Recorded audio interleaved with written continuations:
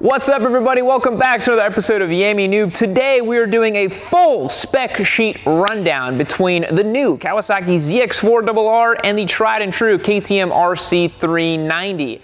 Now you might say, Yam, these aren't exactly comparable, but I think that they are. I think two beginner riders could be looking at these motorcycles that are somewhat similar in displacement, a little bit different in price, but the overall goal here is a beginner sport bike. So would you rather something lightweight, fun, and peppy, or a four-cylinder beginner sport bike? Well, that's what we're gonna find out today. We'll run through all the specifications on these two machines. Now, before we get started, both of these bikes are giveaway motorcycles. Head over to yaminoob.co. You can select any product you want, and every dollar you spend is gonna be an entry to win. We sell hats, t-shirts, actual riding gear, great Alpine Stars, Dainese, Revit, all kinds of amazing things that you need for your daily ride. We've got you covered over at yaminoob.co, and you get entered to win these fantastic motorcycles. And oh wait, we also have these bikes too, the R6 and the H2. So we have tons of stuff going on here.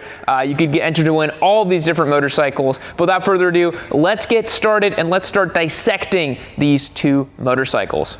All right, let's start discussing price. The KTM RC390 costs MSRP $5,799. Your results may vary depending on where you live. You may pay a little bit more, may pay a little bit less. That's all gonna depend.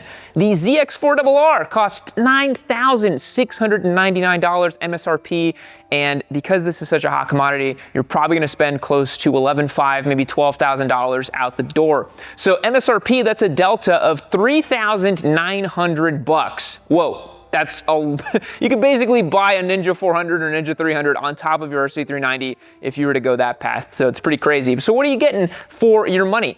The RC390 features a 373cc single-cylinder engine making 44 horsepower at 8,500 RPM. Doesn't rev very high because it's a single cylinder, and 27 foot-pounds of torque. Now, the ZX4RR, as many of you famously know, it features a four-cylinder engine, 399 cc's, making 55 horsepower in the North American tune.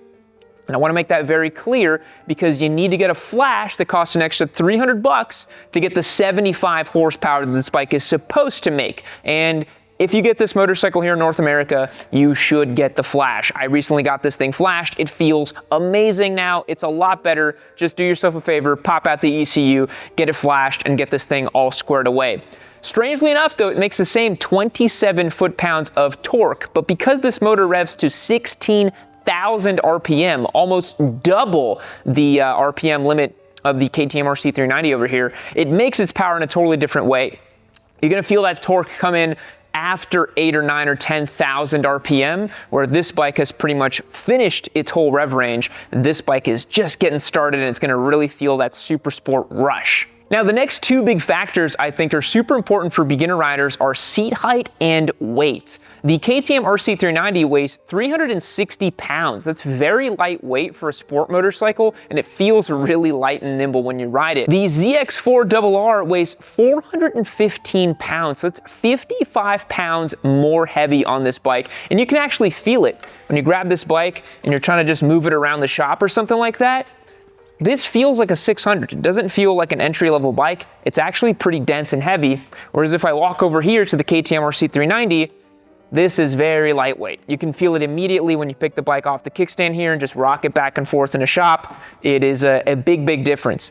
Now, the next thing beginner riders are often looking at is seat height. Whether you have a low inseam or you simply want to put both feet firmly down on planet Earth, that's going to be very important. So the KTM RC390 has a 32.8-inch seat height.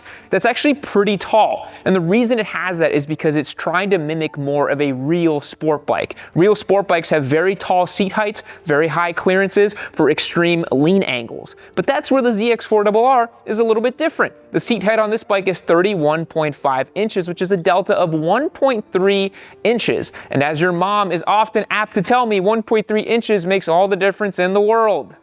Just kidding, I had to throw that one in there, come on. So this bike is gonna be a lot easier to flat foot if you're not as tall. Me, I'm about 5'11" with a 32-inch inseam, so when I swing a leg over the ZX4RR here, you can see I've got a bend in my legs. Very easy to flat foot this bike, no problem at all.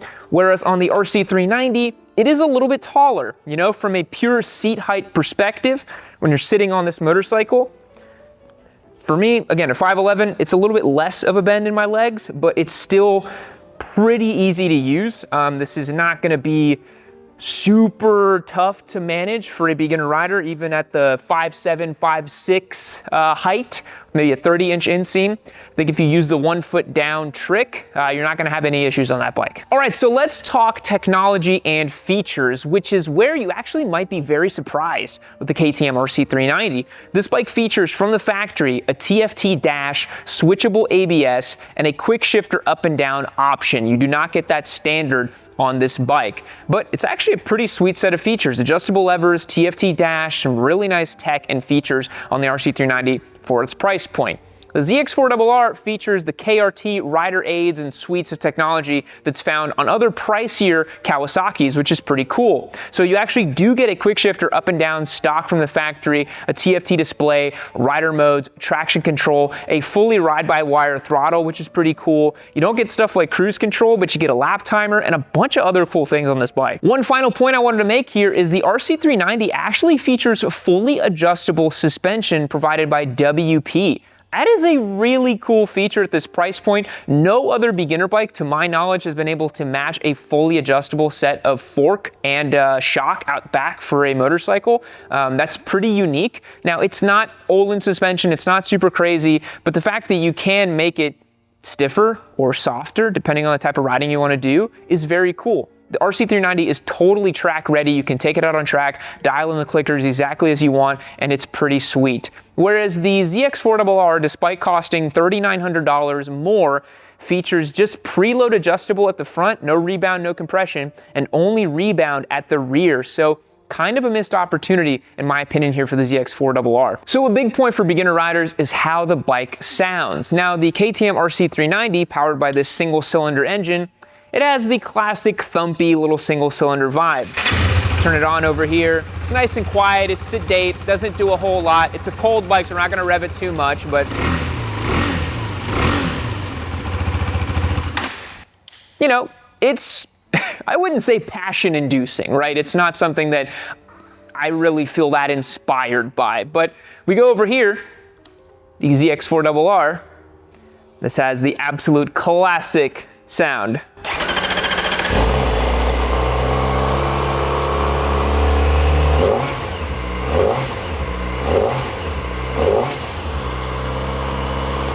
Again, it's cold, we don't want to rev it too much, but you can get this thing to absolutely wail at the top end, which is super duper exciting. So the last thing I wanted to talk about is the feeling of both motorcycles before I render a verdict on which one I would pick between these two.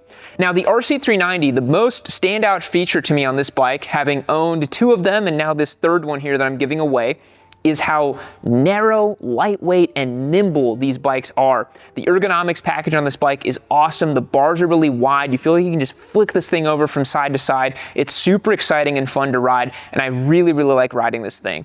The ZX4's feeling is basically a Ninja 400 that has a 4-cylinder engine with a little bit more of a stiff frame.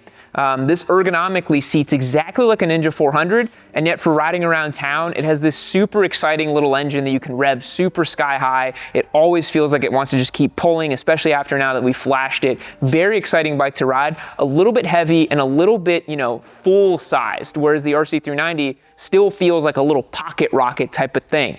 So the big question is, now that we've looked through all the specs, we've seen that the RC390 is cheaper. It's a little bit down on power, especially if you flash the ZX4. Foot-pounds of torque is the same. It's lighter weight, a little bit more racy, a little bit taller.